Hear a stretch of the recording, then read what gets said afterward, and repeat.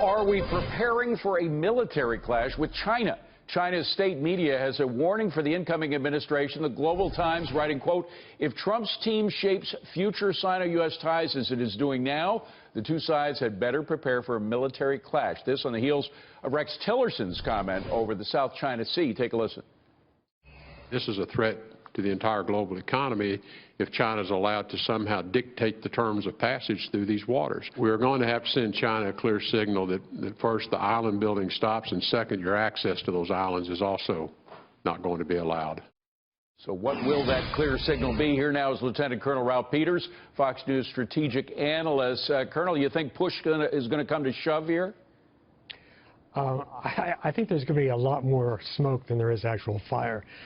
And, you know, I was startled by Rex Tillerson's comments because he seemed to be alluding to some sort of military activity, which is what it would take. And, David, there's a very good fundamental rule in strategy. Don't start new wars before you finish the wars you've got. And so when you look at the South China Sea, those islands in the northern part of the South China Sea, that area is in our strategic interests. It is not in our vital strategic interests. Right. So we're just not going to go to war. I was going to say exactly that, Colonel. The fact is, you look at a globe, and this is all the way around the world. There are a bunch of these made-up islands. Are we willing to risk a war over something like that? I would suggest that most Americans would say no. Well, I would hope virtually all of us would say no. This is not something we want to go to war over. And it's just bizarre that the guy who's nominated to be Secretary of State would make such a terrible blunder.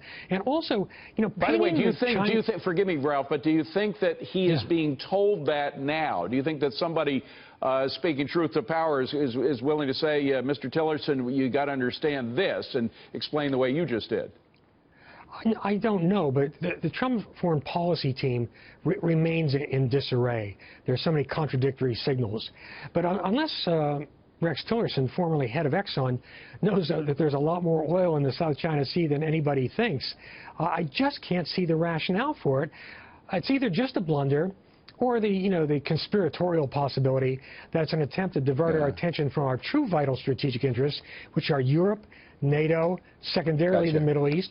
And by the way, both, the nominee for SecDef, the nominee to head the CIA, both said this week that our #1 strategic threat is Russia. Now, China is a competitor, sometimes adversary. Russia is our enemy. Big difference. Well, a lot of four-star generals are going to be in the cabinet and giving advice to Donald Trump, so presumably some of them will say what you just did. Ralph Peters, good to see you, Colonel. Thank you very much. Have a good weekend.